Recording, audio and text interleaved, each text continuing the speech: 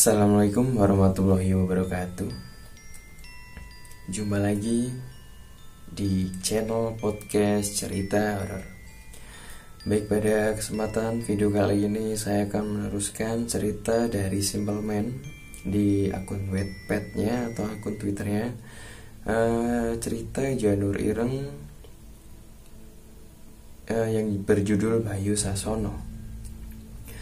Baik, sebelum kita melanjut ke cerita, jangan lupa untuk subscribe channel ini, nyalakan lonceng notifikasi, atau share video ini ke teman-teman kalian. Baik, untuk selanjutnya, bagaimana ceritanya bagian Bayu Sasono ini? Mari kita simak sama-sama. Sugi terkesiap terbangun dari tidurnya. Tubuhnya dipenuhi peluh keringat dengan ekspresi wajah ketakutan. Belum pernah Sugi melihat hal sesenting ini di suatu kengerian yang bahkan tak dapat ia bayangkan sebelumnya. Sugi menatap ke sekeliling. Ia terbangun di atas sebuah matras di dalam ruangan yang dibangun dari bambu dan kayu. Penerangan di dalam ruangan itu pun hanya sebatas lampu pijar. Dengan gerakan hati-hati, Sugi mencoba melangkah turun. Saat dari jauh terlihat seorang pemuda tengah menatap dirinya dari jauh. Pemuda itu lalu mendekat ke tempat Sugi, membantunya agar dirinya bisa duduk. "Neng, dia aku, Mas. Di mana saya ini, Mas?" tanya Sugi. Ia menatap anak muda di hadapannya dengan wajah bingung. Menanggapi pertanyaan Sugi, pemuda itu hanya bisa tersenyum. Sebelum akhirnya ia mengatakan dengan suara lembut, "Jenengan ada di rumah saya. Sebelumnya jenengan sempat tak sadarkan diri selama 3 hari 3 malam. Dan selama itu pula jenengan terus mengigau berteriak-teriak minta tolong. Maaf bila saya lancang, tapi apa yang jenengan lihat sampai berteriak seperti itu?" Sugi menunduk membuang muka dari pandangan pemuda misterius yang ada di hadapannya. Dengan perasaan sedikit ragu, Sugi menimbang keputusan. Apakah ia harus menceritakan apa yang ia lihat di dalam mimpinya kepada pemuda itu, yang bahkan ia tak ketahui siapa namanya, namun melihat ekspresi pemuda itu yang tampak bersahabat, Sugi memutuskan untuk menceritakan kepada lelaki itu, meski sebelumnya Sugi bertanya terlebih dahulu perihal siapa yang ada di hadapannya. "Ngapunten, saya boleh tahu nama jenengan?"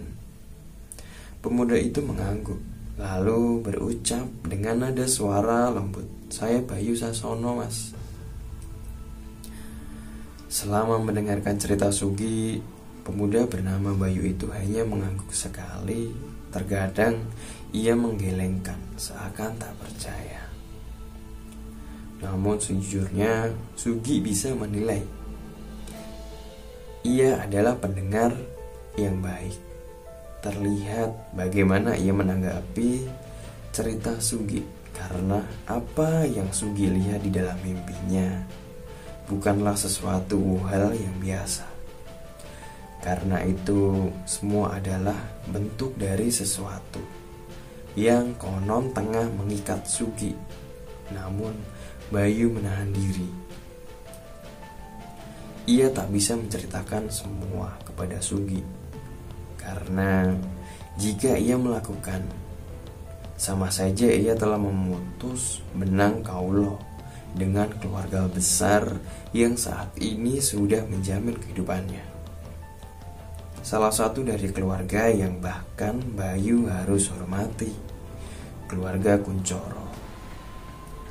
Bayu memberikan gelas jamu yang ia racik sendiri sebelum meminumkannya kepada Sugi.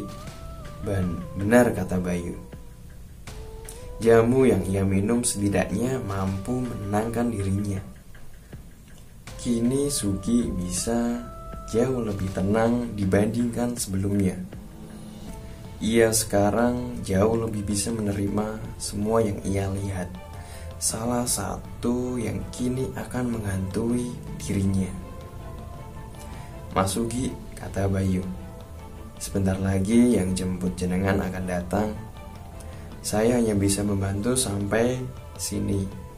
Berikutnya semua keputusan ada di tangan Mas Sugi, kata Bayu sebelum meninggalkan ruangan tempat Sugi duduk. Menceritakan semua yang Sugi lihat kepada Bayu tentang mimpinya adalah keputusan di luar nalar, karena ia belum lama mengenal Bayu dan tentu saja mengandung resiko yang besar. Namun sekali lagi, melihat ekspresi wajah Bayu yang tampak tenang saat mendengarkan Sugi bercerita membuat dirinya yakin bahwa pemuda yang ada di depannya itu tidak akan mengatakan kepada siapapun tentang mimpi Sugi lihat. Mimpi di mana Sugi menyaksikan dengan mata kepala sendiri sebuah tragedi di mana terjadi peristiwa sinting di dalam kediaman Kuncoro, di mana terbujur bergelimangan mayat manusia yang kesemuanya tewas dalam kondisi mata melotot, dengan diakhiri sosok Arjo Kuncoro menggorok lehernya sendiri, memenggal kepalanya sebelum menari-nari di taman rumah tepat di depan mata Sugi. Suara klakson mobil terdengar. Sugi melangkah turun dari depan lalu mengintip ke arah jendela. Di sana ia melihat sebuah mobil hitam yang ia kenal berhenti tepat di depan rumah. Salah satu mobil milik keluarga Kuncoro yang biasa dikemudikan oleh Mas Sugeng. Sugi terdiam memandanginya. Tak berapa lama terlihat Mas Sugeng melangkah turun. Sebelum membukakan pintu tepat di mana Sugi bisa melihat Tuan Arjo melangkah keluar. Sugi membungkuk berusaha agar dirinya tak terlihat oleh Tuan Arjo dan Mas Sugeng yang kini berjalan menuju ke dalam rumah. Tubuh Sugi mendadak gemetar hebat. Bayangan di dalam mimpinya seakan menguap melemparkan dirinya kembali di detik saat melihat Arjo menari-nari dengan kepala yang sudah ia penggal dengan tangan sendiri. Namun Sugi tiba-tiba teringat alasan kenapa dirinya ada di sini, yang tak lain karena darah kental dari seekor kambing hitam yang diberikan oleh Tuan Arjo sendiri. Jadi, apa sebenarnya yang dilakukan oleh Tuan Arjo kepada dirinya? Mas Sugi panggil seseorang. Sugi menoleh melihat Bayu berdiri di depan pintu kamar. Tuan Arjo sudah datang. Beliau mau menjemput jenengan, Mas. Sugi terdiam sebelum mengambil pakaian yang diletakkan di samping dipan mengenakannya. Terpikir dalam benak Sugi, entah apa yang sebenarnya terjadi kepada dirinya. Tubuh Sugi tak henti-hentinya gemetar yang membuat dirinya merasa ragu. Apakah sanggup menatap mata Tuan Arjo dengan penglihatan mimpi yang seperti itu? Namun Bayu mencoba menenangkan Sugi. Ia menyentuh Bayu Sugi sembari mengatakan, mimpi itu mek kembang turu, Mas. Gak usah wedi. Mimpi hanyalah pengantar tidur, Mas. Jangan takut. Sugi mengangguk. Arjo Kuncoro tengah duduk di atas kursi kayu. Matanya tajam dengan perawakan tubuh tinggi besar untuk ukuran seseorang. ia jauh lebih tinggi dibanding Mas Sugeng yang padahal adalah pemuda tertinggi di kampung tempat Sugi berasal. Sugi didampingi Bayu.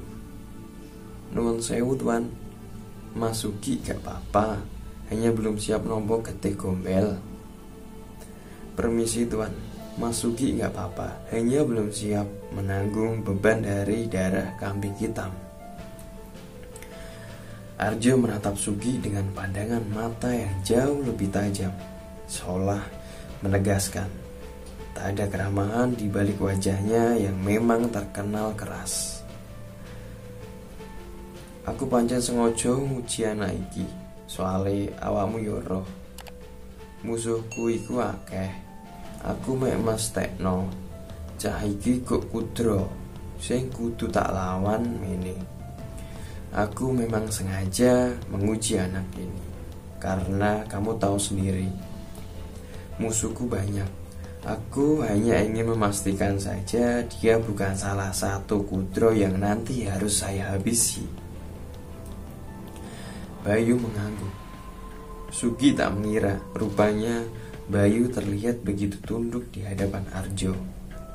Suaranya juga terdengar berbeda, seakan gentar, dengan seorang lelaki benar-benar tak bisa Sugi terka jalan pikirannya. "Saiki critakno, apa sing mok delok kok jerone ngimpimu le? Sekarang ceritakan, apa yang kamu lihat di dalam mimpimu, nak?" Seketika itu Sugi langsung diam mematung. Ia bingung apakah harus menceritakannya. Bila ia mengatakan apa yang ia lihat, apakah tidak membuat Tuan Arjo melakukan hal-hal gila lainnya. Sungguh Sugi tak pernah tahu di balik nama Kuncoro tersimpan sesuatu yang benar-benar hitam. Sugi bersiap berbicara saat Bayu tiba-tiba memotong dan mengatakannya. "Selama 3 hari 3 malam saya yang menemani Mas Sugi. Dia tak bermimpi apa-apa." Sugi diam. Dirinya bingung mendengar penuturan Bayu. Namun ada hal yang membuat Sugi baru sadar. Rupanya Tuan Arjo bertanya bukan pada dirinya, melainkan pada Bayu. "Apa awakmu yakin, Le? Apa kamu yakin, nak? Jenengan meragukan kemampuan saya?" sahut Bayu dengan wajah tampak lebih serius. "Kowen ilingo, sing nggawa awakmu sampai nang kene iki aku. Aku percaya ambek omonganmu. Tapi nek sampai aku ambu batang awakmu, ngerti resikone yo, Le. Kamu ingat, yang bawa kamu ke tempat ini adalah saya. Aku percaya sama ucapanmu. Tapi bila ucapanmu sampai aku mencium bau busuk, kamu mengerti resikonya." Hening. Tuan Arjo memandang Bayu yang sama-sama saling melemparkan tatapan serius. Tak ada yang mundur dari tempatnya, namun Bayu dan Mas Sugeng berdiri di samping Tuan Arjo, merasakan nyeri yang teramat sangat. Tubuh terasa begitu berat, hingga akhirnya Tuan Arjo berdiri. "Bayu Sasono, koen dianugerahi iso menerawang ngimpi menungso. Ojo khianati aku. Ilingo, awamu sampai saiki cik diceng karo sobo. Ayo, Nasugi, saiki kowe wis dadi abdiku. Bayu Sasono, kamu sudah dianugerahi bisa melihat mimpi seseorang. Jangan pernah hianati aku. Ingat dirimu sampai saat ini masih diincar oleh keluarga Sobo." Bayu mengangguk. Sugi menatap Bayu. Ia sempat terdiam mendengar ucapan Tuan Arjo. "Dapat menerawang mimpi," ucap Sugi. "Benarkah hal itu memang ada? Lalu bila itu benar-benar bisa dilakukan oleh Bayu, untuk apa ia bertanya tentang?" Namun sebelum Sugi menyelesaikan pemikiran di dalam kepalanya, Bayu mengatakan kepada Sugi, jenengan iku jujur mas, tak ilingno meneh. Keputusan ono neng tangan sampean. Sopo sik mati engkau jenengan sik mutusno. Anda adalah orang yang jujur, hanya itu yang bisa saya katakan. Aku ingatkan sekali lagi, keputusan ada pada diri Anda. Siapa nanti yang akan mati, semua ada di tangan Anda. Sugi tak mengerti maksud Bayu. Mati? Siapa? Siapa memangnya yang akan mati? Pertanyaan itu terngiang-ngiang di kepala Sugi.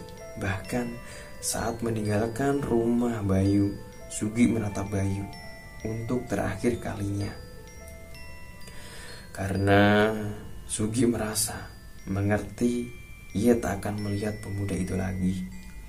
Pemuda yang memiliki sesuatu yang begitu hebat di dalam dirinya. Bayu Sasono, nama itu tak akan pernah ia lupakan seumur hidup. Mobil meninggalkan rumah Bubuk menuju kediaman Kunchoro.